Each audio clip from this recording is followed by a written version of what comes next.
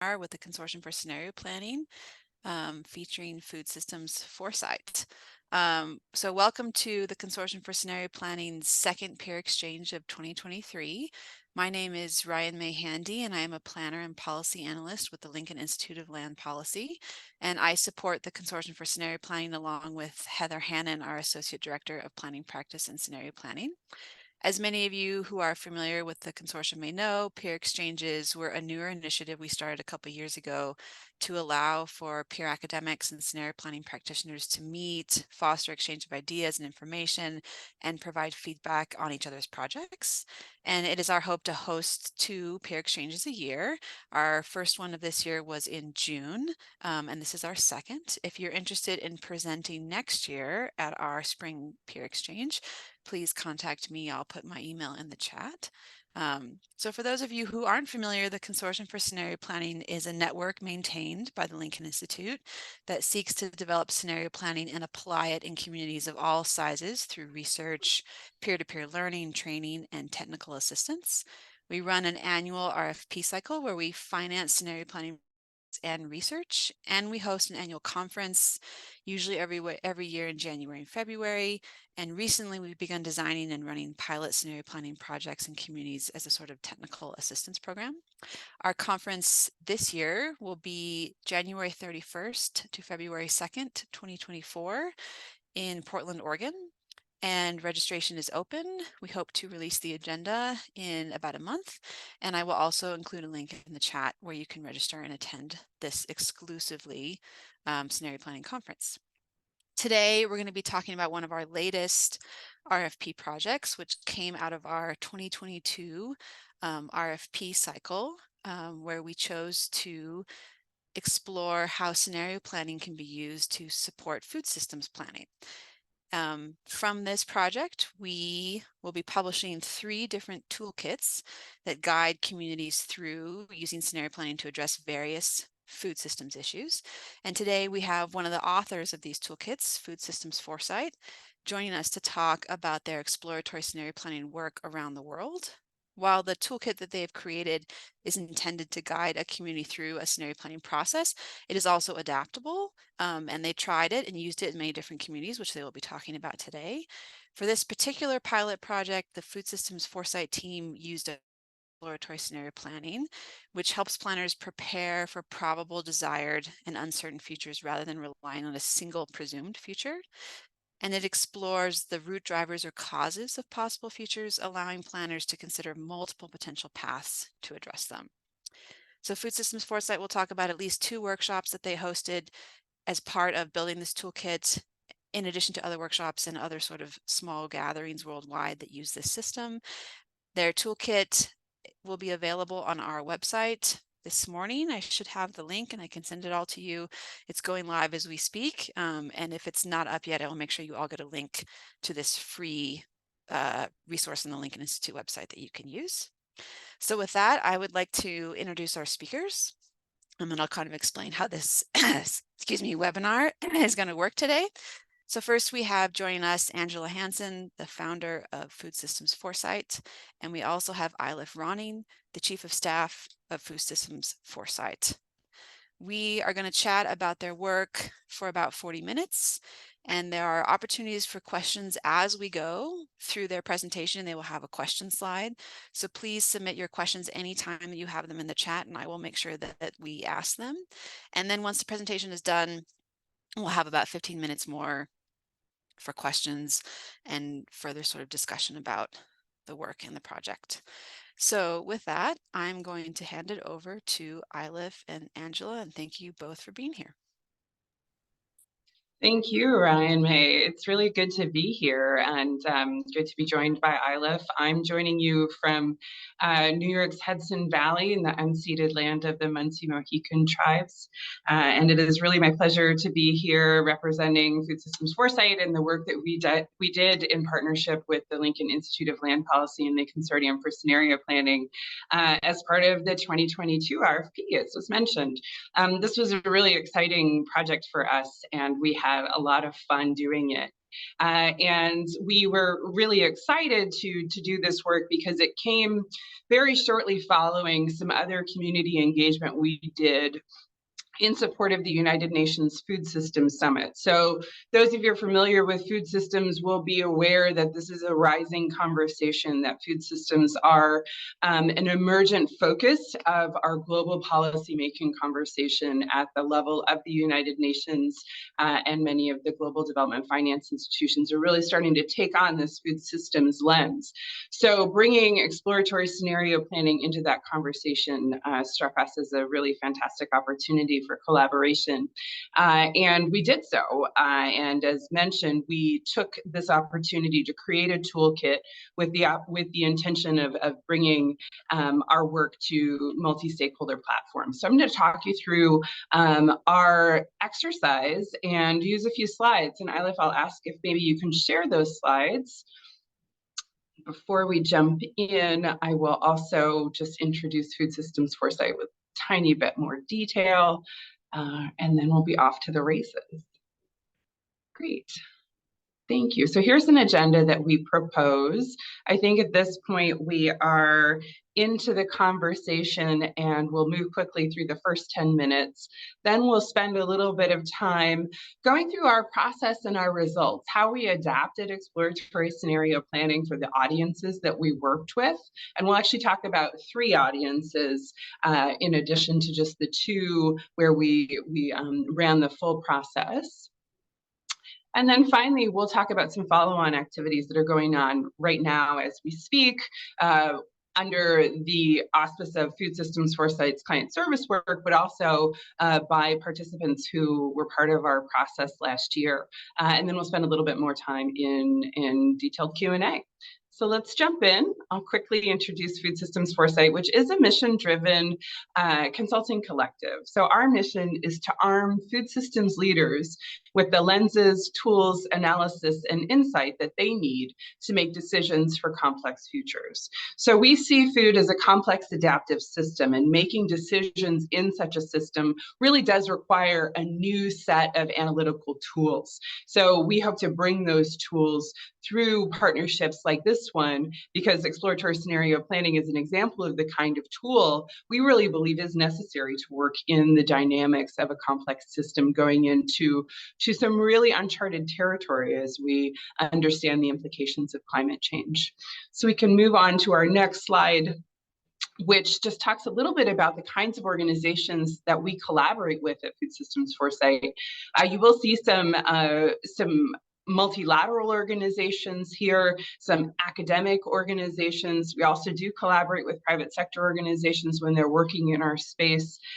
We do a lot of work with the Global Alliance for Improved Nutrition and currently have 2 active projects there, and really have been lucky to work with many, many different actors shaping the agenda globally and locally in the conversation around food systems transformation.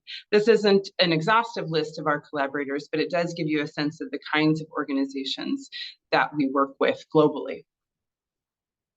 We'll move on to our next slide just to sort of illustrate that. Eilif, our chief of staff, is a geographer by training, so I don't think we get anywhere without a map. And it's really exciting to see how our experiences have allowed us to take different perspectives on food systems. Obviously, the food systems that I grew up in, the daughter of an Iowa farmer in the United States, are different than the food systems I spent a decade of my adult life engaged with in sub-Saharan Africa. So what are the tensions at play in those kinds of systems, and how can illuminating those tensions and holding them up against potential futures really help us understand our desired and possible uncertain futures? And that's really the inquiry that this work was about. So our varied perspectives, having worked in lots of different places around the world, I think enriched this conversation. We can move on to the next slide. And we can talk a little bit about our project here. So I mentioned at the top that we were working with multi-stakeholder platforms. So just to define that term, this is a purposely organized, interactive process that brings together a range of stakeholders to participate in dialogue, decision-making, or implementation to address a common problem or achieve a common goal. And we pulled this from a definition that is part of the conversation in a multilateral agricultural organization, just to find one that had a nice grounding in food systems. So understanding multi-stakeholder platforms as a lever or an entry point into food systems was really the basic assumption that we were going into this work with. And we think that that's important, and I'll explain that on the next slide, like why use these multi-stakeholder platforms, because we see that they call in actors across silos, and that in and of itself opens up the possibility of us taking a food systems approach. So this is a unique and distinctive approach to many of the approaches that we are familiar with in the development conversation, which tend to focus on outcomes like food security or reduce the human implications of famine and hunger. What we're really looking at when we're talking about a food systems approach, though, is to understand and interrogate and truly define the boundaries of our challenge in the sense of a food system, so that we can look for opportunities for improvement that really do articulate the true trade-offs associated with any changes we might make. We know that food systems contribute upwards of a third to more of greenhouse gas emissions at this point. We know we need to transform food systems. How will we make that transformation a reality while keeping our eyes on the trade-offs that are inherent in really any strategic choice, but understanding that these complex adaptive systems aren't truly predictable? And so how do we make smart choices as leaders of food systems organizations? We believe that using a multi-stakeholder platform really allows decision makers to see as many perspectives as possible, to hear directly from folks who are at the coalface of those trade-offs, so that those trade-offs can be considered in a more holistic way. We can move to the next slide. And here I want to introduce the place-based partners that we collaborated with to pilot our toolkit, because we felt these place-based partners would really give roots to our process. We wanted to ground this process in a physical place to understand how a food system interacts with a community. We picked two areas that could be considered food sheds for major metropolitan areas. We picked the Hudson Valley of upstate New York, and we picked the Western Cape of South Africa. I'll just ask Eilif to advance the slide here, because I want to talk about why we picked Cape Town, and if it's not actually obvious, because it's an incredibly beautiful place and also an incredibly complex food system. So South Africa, as many will recall, has transitioned from in living memory an apartheid regime into a democratic state, one of the most dynamic democracies and capitalist societies on the continent of Africa. What challenges face its food system? We find those challenges to be myriad, and we found that COVID really exacerbated many of the challenges. In response to COVID, the Western Cape and many small community-based organizations really came together to provide increased access to food and emergency food relief at the community level. And that emergent characteristic of community cohesion and coming into support in response to a food system shock actually gave way to an organization called the Western Cape Food Forum, which was essentially this community's response to the COVID pandemic. So we partnered with that organization to use exploratory scenario planning to help folks working in these food systems understand different potential futures. The other place we looked, as I mentioned, and on the next slide, equally beautiful but definitely different, was just outside my back door here in the Hudson Valley of upstate New York. So historically, the Hudson Valley has been a food shed, as I've mentioned, but it's also innovating with the potential of retention of smaller farms, which is not the norm in conversation in primary production in the United States. So the Hudson Valley is a unique place from the perspective of production, as well as from the perspective of the food shed that it represents for New York State. And then finally, I just wanted to say on the next slide, we want to ground and open up into our project and its results. And so we'll talk about what that looks like. Moving to the next slide. Based on the XSP process, which is documented in full in the, we cited here Land Use Solutions for Colorado, another exploratory scenario planning piece of knowledge material that's out there and available to you. We took that published process and we essentially pared it down and winnowed it into a few chunks. And we said there's part of this that we can ask our participants to do in advance of a 3-hour workshop. And there's part of this that we can ask our participants to take home with them and continue to work with and collaborate on. But then there's this chunk in the middle that we think we need to do live, we need to do real time, and we need to have a facilitated conversation around. And that component was really around identifying the most critical uncertainties and using those uncertainties to create a 2x2 matrix and to develop the scenarios within those matrix that might allow us to explore the implications of each potential future at the level of this multi-stakeholder platform in conversation in the room, but then also at the level of the organizations that make up that multi-stakeholder platform, back at home, back at the home office, in a brown bag lunch or in conversation with teams. So those 3 take-home levels are where we're really trying to also work, not just within the moment in the workshop, but within the organizations as they go forward. So that's our process and how we narrowed it down. I believe on the next slide, we can speak a little bit to the outcomes that we had through creating these 2x2 matrices. And I might ask Eilif to go ahead and talk us through this with reference to the process that we did before, during, and after the workshop. Eilif, do you want to talk us through the findings we had in the Western Cape and the Hudson Valley? Yeah, I would love to. Thanks, Angela. So as you can see here, we have our 2x2 matrices from each place. On the left is EDP, or the Western Cape Food Forum, who selected health of economy and infrastructure and stability of politics and governance. And on the right, there's the Hudson Valleys, which had health of climate and environment and level of equality as their critical uncertainties.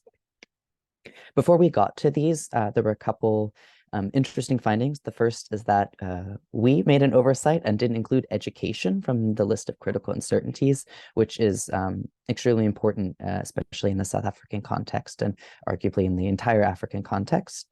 And we noticed in selection that there was quite a split vote, so we had to do a couple rounds of voting to narrow it down. On the other hand, in the Hudson Valley, environment was the clear front runner. And there was a split vote between 2 runner-ups, but no one voted for education. So just a little bit of place-based difference there. And in terms of the similarities of the narratives, one thing that was really apparent was that local food production emerged across both places and across all scenarios. Either this was framed as kind of positive or a success of development and our shared vision for what we want our future to look like.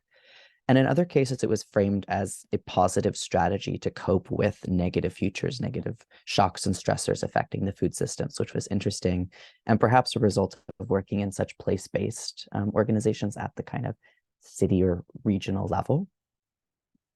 There were also, of course, differences in Cape Town. A lot of the narratives tended towards external support for solutions, There was some scrappy CSOs supporting in food insecurity and food aid, but there was a lot of reference to national and international support, whereas in the Hudson Valley, they really leaned into community-led support.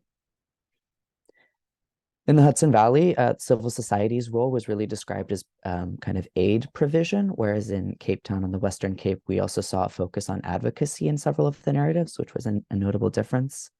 And I also wanted to note the difference in government's role in these narratives, whereas in Cape Town, we saw a huge focus on resource management. Some of you might be aware that Cape Town on the Western Cape has had a perennial water crisis, and there's also a protracted energy crisis throughout South Africa. So that's very top of mind for people.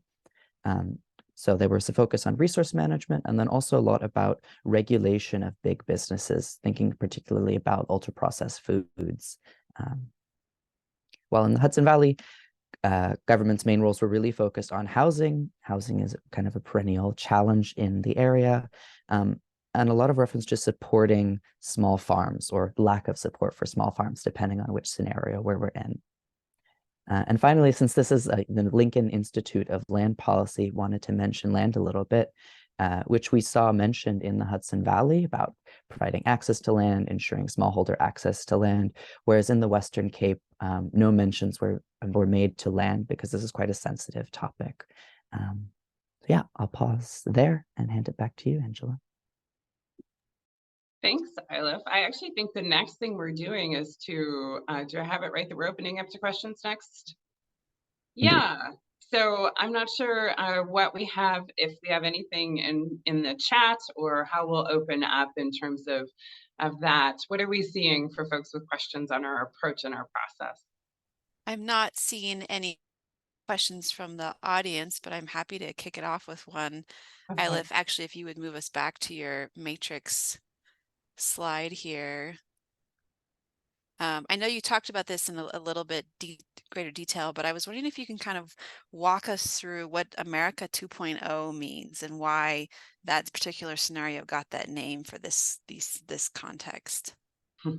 Yeah, absolutely. So one of the, at least from my side, surprising things about this process is a lot of the groups worked humor into their narratives, which was quite exciting to see. So America 2.0 was a little bit of a poke at our team, which had a couple American facilitators.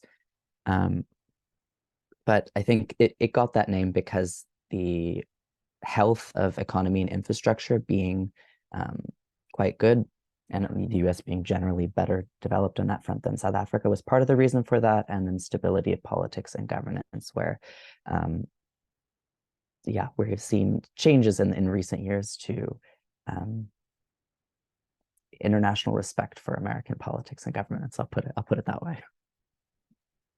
That's interesting that you say that humor sort of worked into it. I've also found in the exploratory scenario planning projects I've done that people really enjoy giving creative names their scenarios, and that I have seen people name their scenario with the name of a place that they don't want to become. So it's interesting that was done. I have another question here for you.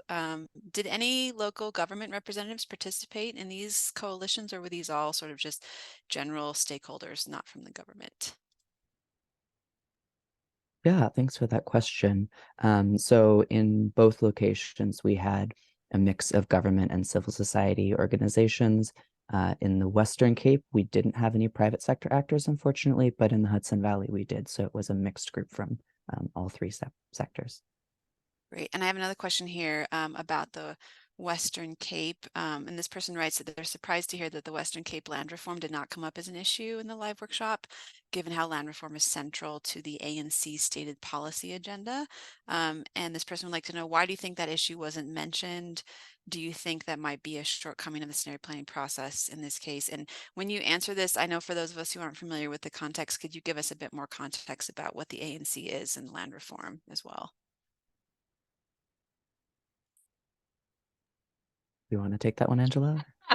We're both like, he was going to explain the Yeah. ANC. So I will do my very best, and I'll respect to any South Africans that are on the call who surely could do far more justice to the description of the African National Congress and its role as the leading party in South Africa since the first democratic election and the fall of apartheid in 1994 and the election of Nelson Mandela. So this is South Africa's history, and land is an incredibly important part of the conversation in sub-Saharan Africa. We have a neighboring country of Zimbabwe who executed large-scale land reform and saw some really negative implications for its overall stability. And we do have the ANC having a land reform agenda that has been under-realized based on the objectives and the stated intentions of the government.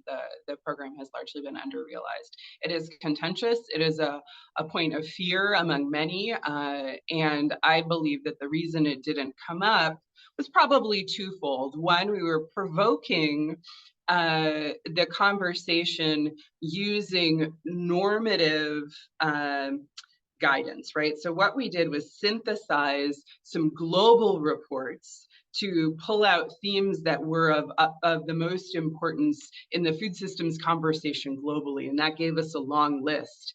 And then our small groups went through that long list and talked about which issues were the most important to them in their place, right? So they grounded a conversation like conflict with a local conversation like taxi violence. So they were talking about what conflict meant in the context of the Western Cape. The Western Cape doesn't have, invaders at the moment, but it does have conflict, and that conflict is very local and domestic in taxi violence. So folks took these themes and they grounded them in their context. And perhaps these provocative themes didn't provoke land, in which case perhaps that is potentially a flaw in the process. The other thing could be that they believed that land was too contentious to bring into the room, and that they knew, or they felt as though if they brought that up, then we wouldn't move forward, and their intention was to maybe move forward. These are two hypotheses that we have about this. And I will say, maybe this is a potential critique of, doing this process so quickly because we did only have 3 hours. And that's, I think, the biggest tension or trade-off with using this tool in a multi-stakeholder setting. As Eilif mentioned, we had representatives, at least in the Hudson Valley, from the private sector, from government, and from civil society. And maybe 1 or 2 people in the room is being paid to be there. But the vast majority of the people who are in the room are coming of their own volition, and it's not in their job description to be there. And the deliverables that we produced didn't get them promoted in the next cycle, right? This is not something that people are inherently incentivized to do because they aren't planners, right? In a multi-stakeholder platform, they may have a totally different intention. And so what we noticed is that we couldn't really ask for a huge amount of folks' time. And so since we had a short amount of time, perhaps we just got the top headlines, or perhaps people shied away from the truly, truly contentious issues. I don't know, Eilif, if you wanted to add anything there that I might have missed. No, I don't think so. I think you covered it well. And So we have well done. we have one more question, then we can move on. So the last question here is, did you engage Indigenous people in either location to gather information about traditional place-based food systems? Yes, we did in both places, and it was certainly intentional. And of course, when you invite folks to a workshop, you get the turnout that you get. We didn't get as much representation as we would have liked, but we did try very hard to get as much representation and to seek representation from in as many different ways as we could. So we did have some in the Western Cape. I wouldn't necessarily say that we went so far as to say, are you, of the Khoisan tribe, but we did have folks who represented Black, white, colored, and various perspectives in the Cape. So Indigenous in the US, I think we got America's Indigenous, but maybe not North American Indigenous in the room. Great, thanks so much. Well, let's Indeed. keep moving here, everyone, and see what else we have to learn. And just as a disclaimer, for US folks, colored is a specific ethnicity in South Africa. Right. Oh, sorry. Yes. Yeah. All right. Over to you, Angela. Great. Cool. So let's talk a little bit about one more audience that at the very last minute of this project, we had the opportunity to bring this toolkit to, which was extremely exciting and gave us all the opportunity to look at this beautiful city on this beautiful slide. This, of course, is Istanbul, a city like no other, which we had the opportunity through, and I'll talk about this on the next slide, through our partnership with want to move to the next slide. There we go. Through our partnership with the Food and Agriculture Organization of the United Nations and their partnership with the Organization of the Black Sea Economic Cooperation, we were invited to facilitate a short training on scenario planning with a collection of representatives from the Black Sea states. So as you can imagine, this was earlier this year, this is a region in conflict, and even gathering representatives from these states was really quite something. But to have them come together under Chatham House rule to talk about the drivers of food systems in their area and the implications of, for example, conflict and the war in Ukraine on food systems in the region was an incredibly interesting conversation. And I mean, because it was Chatham House rule, we can't really summarize the results or speak much about this, but I will just lift out to say humor in the synthesis and humor in the titles of the scenarios was also present here. And this was an incredible thing to see. Really groups of folks representing groups that are currently in active conflict to be able to think about potential futures, to be able to surface tensions, and to be able to laugh together about how we might work together in the future, I think was certainly promising and really a rewarding part of the exercise for me. So we got to see how we could sort of zoom in to the very local food systems coalition or food policy council sort of level, the really deeply local conversation. And then we got to zoom way, way out to a regional conversation with representatives of nation states in conflict to have this conversation about what does this conflict mean for our region's food systems and how might we see these potential futures and act accordingly.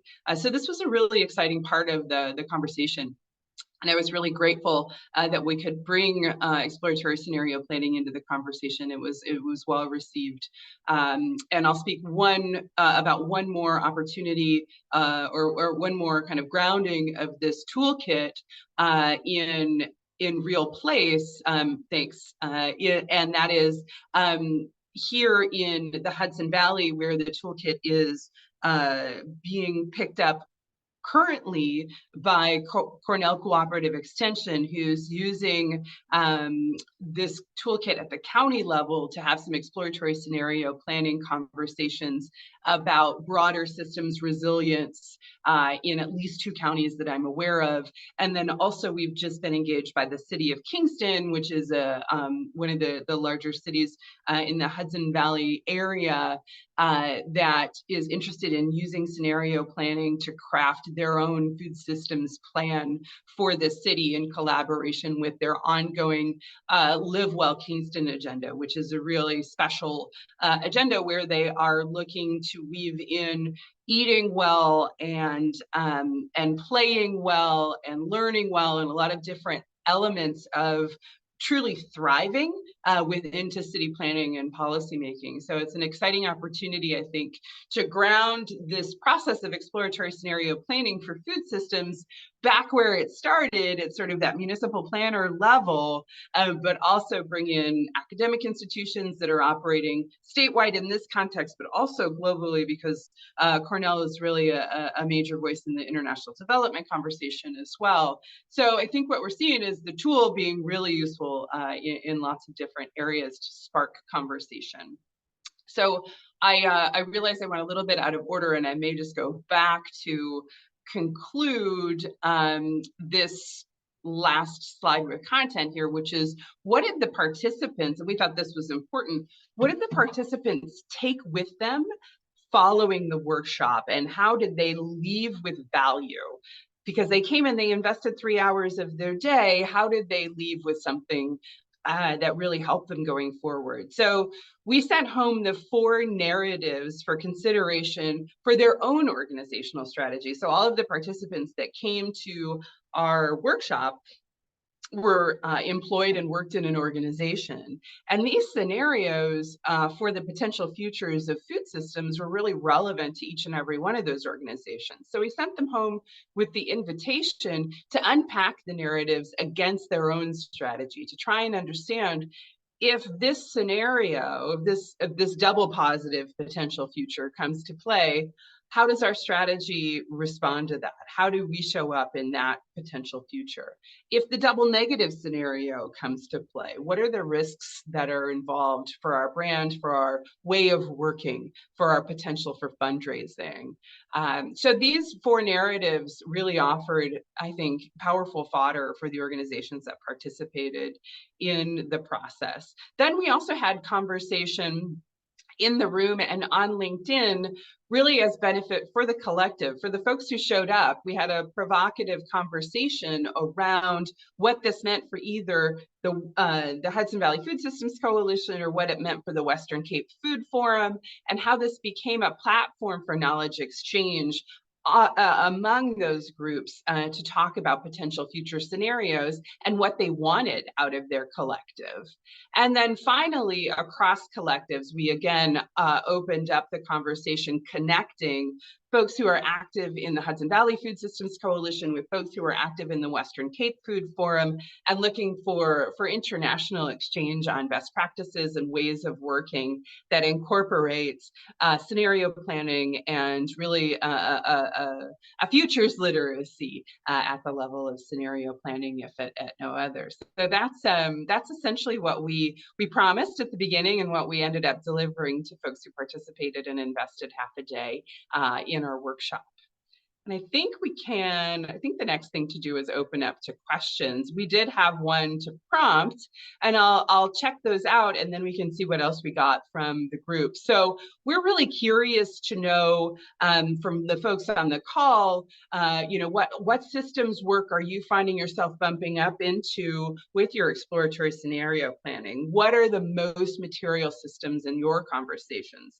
We see food systems as a material conversation. Transportation, health, these systems are also clearly critically important. And where do you find prominence in your planning?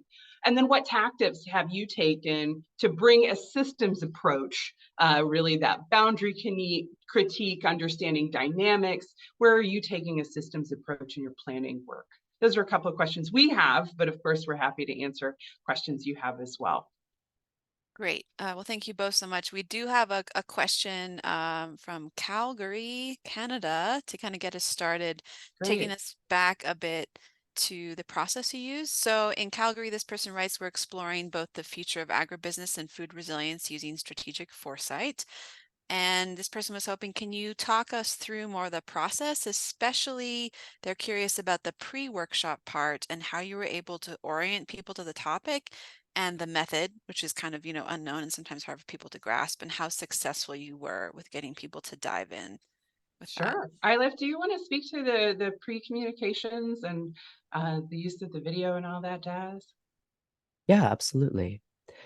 So for the pre-workshop, I'd say in each place, since we were tying into an existing network, we had a point person there to kind of speak for the place, and to also serve as a process champion for the group to kind of, legitimize us as outsiders coming in to run this process, and also to help with, the practical, tactical. So for the toolkit itself, we've kind of set a planning horizon to 2030, and that lines up to the SDGs, since we were trying to make this a globally applicable toolkit that can be customized for whatever region and whatever scale is appropriate. So we did, both the kind of city and regional plus, and also, multi-country region.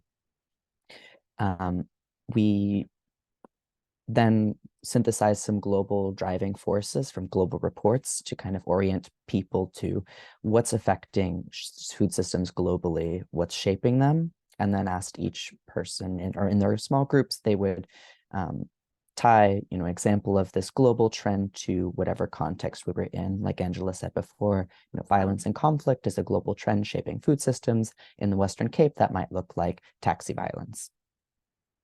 And then we moved into the driving forces. But in terms of kind of the pre-work, we vetted some of the driving forces and some of the critical uncertainties with our process champion in the place to make sure that those reflected what they were seeing as critical uncertainties in their food system.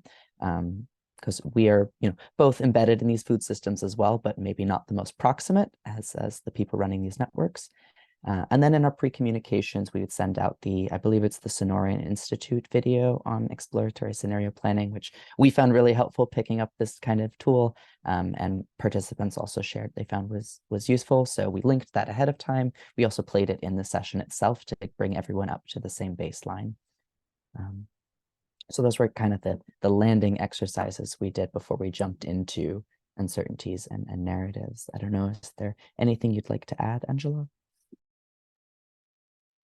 I mean, I would just say we use pictures to express the critical uncertainties as well. And I think, picking imagery that's evocative of a reality is powerful. So we tried to keep it simple, straightforward, and to use imagery where we could.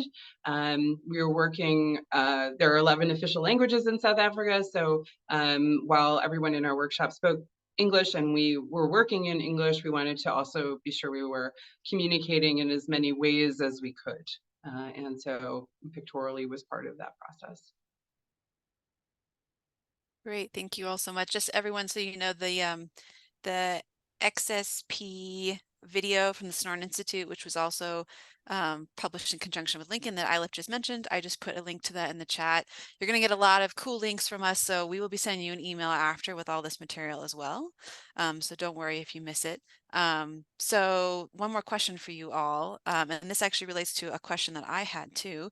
Did your process yield detailed results that could provide communities with an ability to move forward on the steps to improving their food systems? Yeah, so as I mentioned, when we talk about what they took home, we had that three column slide. I love, do you want to jump down to that one? That had the yellow headlines and the 3 columns. We did send everybody home with a detailed articulation of these potential futures, right? So they had an articulation of the narratives that they developed in the session. And they had an invitation to take those back pretty explicitly. We suggested that they do a brown bag lunch within the next couple of weeks within their organization. So they had these 4 pages of detailed narrative of what these potential futures might look like. And we felt like that was a pretty powerful output for them to have meaningful conversations within their organization. And in fact, in the follow-up with a conversation that I had with Cornell, they felt that really was the case. And they almost immediately put the scenario not just to work within their own organization as Cornell Cooperative Extension, but they put it to work within the individual counties that they were working on. So in those counties where they were looking to support local municipality planning processes, they brought those scenarios into the conversation. And they brought the scenarios and the narratives that we had created, but they also brought the toolkit or the concept. So they're interested in building out more of a repeatable process of exploratory scenario planning in the way that we introduced it to them with the counties that they're working with on an ongoing basis. So there, I think we have a clear outcome. And then on the day for both of the workshops, we had a very clear output, which was this 4 pages of narrative for each one of the scenarios that folks could go back to. And along with that, another thing that you mentioned you did in this process, which is a standard part of exploratory scenario planning, is identifying robust strategies to address the futures. And for those of you who are unfamiliar, this is a term we use in exploratory scenario planning a lot. And what it is the idea that you look at a potential future and you come up with strategies to address it. So you're preventing it from happening, you're making sure it's happening. And a robust strategy is a strategy that works across multiple futures, or a strategy that is effective regardless of what future you face. So Eilif and Angela, I'm curious, could you give us an example of a robust strategy from each group if you have them? From the Cape Town and Hudson River Valley, or anyone else that came up with a good strategy? Yeah, I would say that that wasn't the push in the conversations that we had. So we were really looking for the 4 narratives. I think in 3 hours, we didn't have the time to really explore across the strategies or across the narratives, excuse me. So a robust strategy working across 2 scenarios would have not been articulated in the 3 hours that we had. So really the folks that were participating in this were looking in depth at crafting one scenario or one narrative, and the robust strategies across multiple weren't possible for the 3 hours. I'd also say we closed the workshop with comparing this, like the scenarios, what similarities are we seeing, what differences, to kind of synthesize a little bit what the take homes were. But in terms of the robust strategy, as Angela said, that wasn't the output we were aiming for in the 3 hours, but what was an output is this shared language about what that future is. So the next time the Food Coalition meets or the forum meets in 6 months or in 2 years, and a shock has happened or critical uncertainty has shifted the status quo, there's that shared language like, oh, right now we're in USA 2.0, or right now we're in Sukule Sonke, like that shared language and that shared vision is helpful for that group, which isn't an actor in and of itself, but a collection of actors, each with their own strategies. Yeah, and that's, I think, an incredibly powerful tool, because we use these scenarios to help drive our ideas about what we can do to address them in our strategies. And so now these are broadly available for everyone to use and to work with as sort of a launching pad for kind of planning for the future. You both have talked a lot about these 4 pages of narratives. We're getting a question: is it possible for you to share those? You don't have to do it now, but if you think it's possible to share them, then we can talk about maybe allowing people to see some of those narratives and sending them afterwards. I think it is possible. Yeah, I don't know that we submitted them as part of our pack, but we do have them, and we can share. Yeah, if people are interested in examples. Yeah, seeing them. Yeah, and they were created using sort of a Mad Lib format that you're familiar with, in terms of getting folks to really focus on what would be the tension here, what would be the trade-off. This has happened, so now that creates this. Right. And we do provided the toolkit. Oh, sorry, Eilif, go ahead. I was going to say, and the role of each kind of group, since it's a multi-stakeholder group, like what is government doing now? What is civil society doing now? What is business doing now? Well, it's to shift the Q&As a little bit. One of the things the Lincoln Institute does is we do promote the use of exploratory scenario planning around the world, and we have found that there are fewer examples of it in an international context outside of the US and Canada, and the reasons why we were interested in having you here and are excited about your work. So one of the questions that I get a lot from people when I present outside of the United States is, how is exploratory scenario planning different in contexts that are not North American planning contexts? And maybe you could talk a bit about how you saw differences between the Hudson River Valley context and Cape Town, and some lessons for international implementation.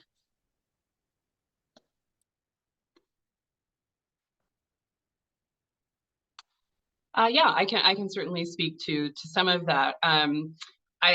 One notable difference was that our ability to attract the private sector somehow was more challenging in South Africa. Now that we're dealing with a small sample size, is that indicative of just a less interested private sector in all of Africa? Most certainly not. In fact, I believe that the opposite is true, but perhaps less small and medium-sized business engagement in food coalitions and consortiums. And that's what I think was notable in the Hudson Valley. We didn't have large scale businesses. We had smaller producers who were place-based producers, and that they were naturally part of the Hudson Valley Food Systems Coalition, so the conversation, so they were naturally part of our conversation. Whereas in South Africa, what we saw was that coalition that we were working with, that entry point of the Western Cape Food Forum, it arose or emerged out of shock and an insufficient government response for emergency food feeding in a locale, and then the community rushing in to fill that vacuum. And then the community trying to organize itself around all of these activities that were happening for emergency feeding. So that group didn't include many small and medium-sized businesses. And I guess it's not really that surprising that it didn't, and that our ability to pull in the private sector was a little bit more challenging, because our starting point was an organization that organized itself around emergency feeding and philanthropic activity. Whereas in the US, our starting point was sort of a Hudson Valley Food Systems Coalition, which itself was multi-stakeholder, intentionally so. So our entry points were different. They resulted in different people in the room, but I think that also speaks to how, in the Hudson Valley, we have an organized and understood food shed relationship to a major city. The coalition had been, going long and strong, was conceptualized well before COVID, and was actually one of the early, in terms of when it was created, one of the earlier instances of a food systems, specifically with the systems lens organization in the region. So, what we saw in Cape Town, I think, speaks to community organizations filling gaps that are left by government and private sector's inability to meet the needs of society in some places. And then in the US, the organization responding to a higher degree of, or the coalition responding to a higher degree of organization of the system, if you will. It wasn't a collection of informal activities and actors. It is a collection of quite formalized, but small in scale actors. So that's at least one difference. Yeah, and that's very interesting. That's very consistent with some of what we have seen at the Lincoln Institute as well. In this same RFP cycle about food systems, we also funded work in Lima, Peru. And the Champion organization was a community organization totally separate from government that also responded to a lack of food during the COVID crisis. And it was literally neighbors pulling together what food they had and cooking for everybody. And developing like a communal pot, as they called it. And so it was really similar. It was a community-driven response. And unfortunately for them, they did not get anyone from like the municipality or the government in Lima to participate, but it was, a sort of community that was separate from, the broader government context. Yeah, and I would say, Cape Town as a city is very progressive in planning. And so they were all over this and really excited to do it, and sent many representatives. So when we said, hey, we're interested in exploratory scenario planning for food systems, they said, that's great. Here's our existing food systems plan. Here's what we learned when we went through our water crisis, and here are the folks who were participating in that. So we had, even though our entry point was community driven, when we knocked on the door of government, they were responsive and interested, but they hadn't necessarily been the impetus of the community driven portal that we came through to begin with. Great. Well, so we have about 6 minutes left, and I wanted to end our conversation talking about this toolkit that you produced for us and this resource that I'm going to put in the chat shortly, and I will email everyone. So just to give the audience some background here, part of what we do at Lincoln, as I said, is to promote the use of exploratory scenario planning. And one of the ways in which we're doing this is having people like Food Systems Foresight create a toolkit that then other people can use and implement. We really love Food Systems Foresight's toolkit because it's so user-friendly, and it gives you agendas, it gives you a workshop timeline, it even helps you write your narrative. I know a lot of communities struggle writing narratives sometimes. So Angela and Eilif, I was hoping you could talk a bit about the intention of your toolkit, its strengths, and how well you think it can be used kind of on its own without sort of like expert scenario planning guidance to push it along the way. I'll just give a little introduction and hand it over to Eilif, who's really the muscle behind the toolkit. But yeah, our hope is, we facilitate a lot of multi-stakeholder conversations. And so we tried to externalize our internal tools with this, and we did what we do, and then we genericized it and made it available to you. So Eilif, do you want to say more about what folks will find when they crack open the toolkit? Yeah, absolutely. Like Angela just said, we really took what we run every single, day, month, week in this collective, and tried to genericize that into templates for whoever wants to pick this up. So what you'll find is slides on those global trends to kind of ground people into broader conversation, directions on so you'll have the global trends, you'll have a slideshow presentation that walks you through the live workshop. There's a facilitation guide to help you run that workshop, including the kind of pre and post instructions, when to send out emails, that sort of things. There's checklists for logistics and materials. There's even email templates for you to send out to your participants to invite them. And there's a save the date, a proper invitation, and a reminder email.